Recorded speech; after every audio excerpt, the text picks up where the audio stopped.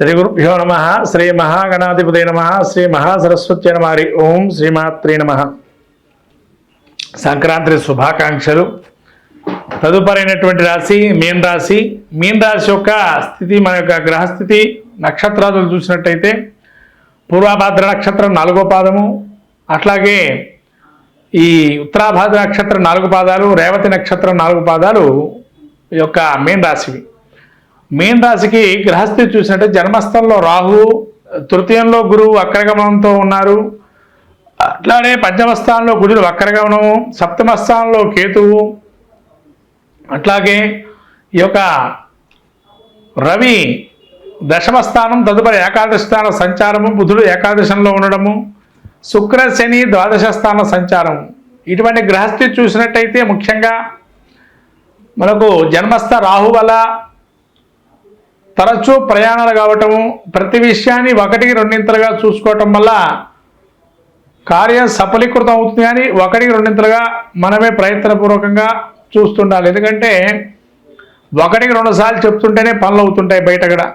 కాబట్టి ఏదైనా కానీ మీరు కూడా ఒకసారి నేర్చుకొని పని మొదలుపెట్టడం కాకుండా 1-2 సార్లు చూస్తే కానీ పని మొదలు పెట్టుకోవడం మంచిది. అట్లానే తరచూ ప్రయాణాలు, విసుగు రావటం, చికాకుగా ఉండటం అనేది జరుగుతూ ఉంటుంది. ఏళ్ళనాటి శని ప్రభావం కూడా ఉంది కాబట్టి. అట్లానే ఈ యొక్క గురుడు తృతీయ స్థానం నుంచి తృతీయ స్థాన సంచారం వల్ల ధనానికి అయితే లోటు ఉండదు, ధనం అనేది ఉంటుంది. కుటుంబంలో కూడా ఒక వ్యక్తి రీజాయినింగ్ కానీ లేకపోతేనా మళ్ళీ కూడా కొత్త వ్యక్తులు రావటం కానీ, కుటుంబం ఫార్మేషన్ కానీ జరగటం కానీ జరుగుతుంది. అట్లానే కుజుడు వక్రగమనంతో చతుర్థ స్థాన సంచారం వల్ల కొంతవరకు మనస్సులో చింతన భావన ఉంటుంది. సప్తమంలో కేతు సంచారం వల్ల కార్యానుకూలం జరగటము కష్టంగా ఉంటుంది. అయినా కానీ సగమన్నా అయింది అని ఒక మనసులో ఒక భావన. అంటే ఒక వ్యాపారం పెట్టుకుంటాము, కొంత లాభం వస్తుంది, కొంతవరకు నష్టం కూడా వస్తుంటాయి. అట్లా అని చెప్పి లాభం వచ్చిందని ఆనందపడటం కాదు, నష్టం వచ్చిందని చెప్పి దుఃఖపడటం కాదు. అంటే మనం పెట్టిన పెట్టుబడికి కనీసం సగమన్నా వచ్చింది అని ఆనందం అయితే ఉంటుంది. ఎందుకంటే ఇంత కష్టంలో ఉన్న గ్రహస్థితి కూడా మీకు అనుకూలంగా ఉండడం వల్ల. అట్లే రవి దశమ స్థానంలో సంచారం, తదుపరి ఏకాదశంలో సంచారం వల్ల సోదరవర్గంతో కానీ లేదా మీరైనా ఓ పెద్దన్న పాత్ర వహిస్తూ ముందుకు వెళ్తూ ఉంటారు. బుధుడు కూడా ఏకాదశంలో ఉండటం వల్ల లాభం చేకూరే అవకాశం ఉంది. అట్లానే ప్రతి విషయంలో కూడా మీ సహాయ సహకారాలు కోరుతుంటారు. ఈ విధంగా ముందరకెళ్ళే అవకాశం ఉంటుంది. మీ యొక్క వృత్తిలో కానీ అనేక వ్యాపార లక్షణాలు, ధోరణులు కూడా చూస్తుంటారు. ఏ వ్యాపారం బాగుందా అని చెప్పి ఆలోచిస్తుంటారు. అట్లానే ద్వాదశంలో శుక్రుడు శని సంచారం వల్ల, ముఖ్యంగా ఈ యొక్క శుక్రుడు సంచారం వల్ల కొంతవరకు మానసికమైనటువంటి ఇబ్బందులు కలుగుతుంటాయి. అయినా కూడా ముందరకు వెళ్తుంటారు పోరాడి.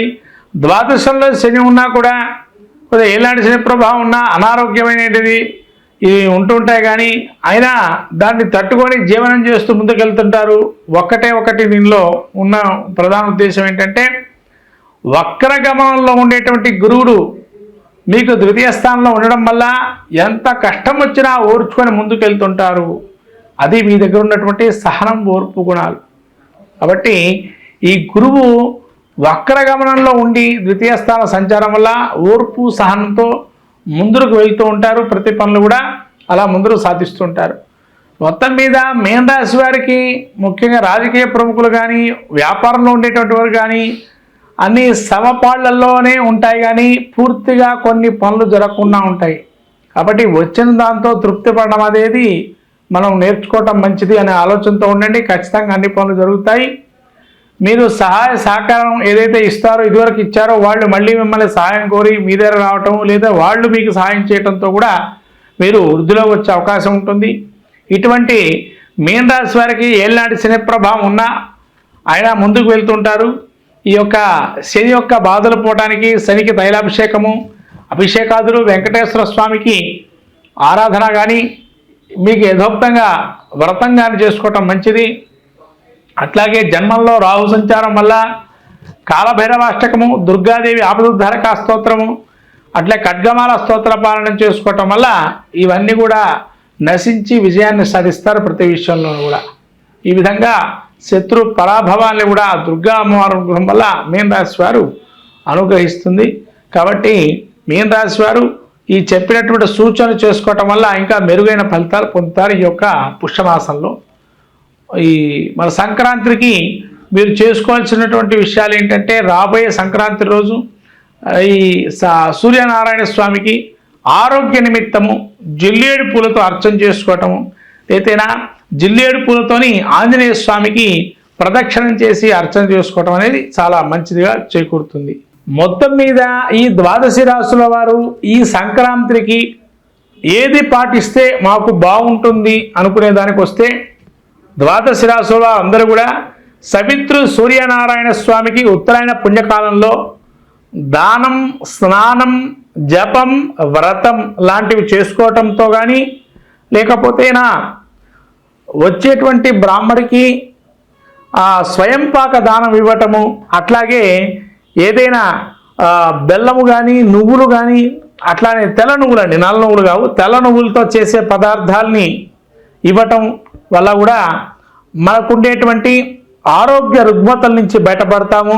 అట్లానే కార్య సాఫల్యం పొందాలి అనుకున్న వారు ఎవరైతే ఉంటారో, ప్రతి విజయాన్ని ప్రతి విషయంలో విజయం సాధించాలి అనుకునేటువంటి వారు ఈ యొక్క సూర్యనారాయణ స్వామి ఏదైతే సంక్రాంతి రోజు వాళ్ళు శక్తి కొలది జిల్లేడు పూలు కానీ జిల్లేడు ఆకును తీసుకొని, ఆకు మీద మనకు ఏదైతే కోరిక ఉంటుందో దాన్ని ఎరుపు రంగు ఏదైనా పసుపు, ఏదైతే మన కుంకుమ మిశ్రమం కానీ, లేదా సున్నము అండ్ పసుపుని కలిపినటువంటి చూర్ణాన్ని తీసుకొని మంచిగా ఎర్రగా వచ్చేట్టుగా చేసి, దానిలో సూర్యనారాయణ స్వామి బింబాన్ని దించి దానిలో మీరు కోరికని రాయటం కానీ, లేకపోతేనా మీ కోరికని చెప్పి దాన్ని స్వస్తిక్ ఆకారం కానీ ఓంకారాన్ని కానీ రాసి ఆ సూర్యనారాయణ స్వామి బింబాన్ని దించి దానిలో ఆ సూర్యనారాయణ స్వామి అనుగ్రహాన్ని పొందటం వల్ల శత్రు జయాన్ని కూడా సూచిస్తుంది.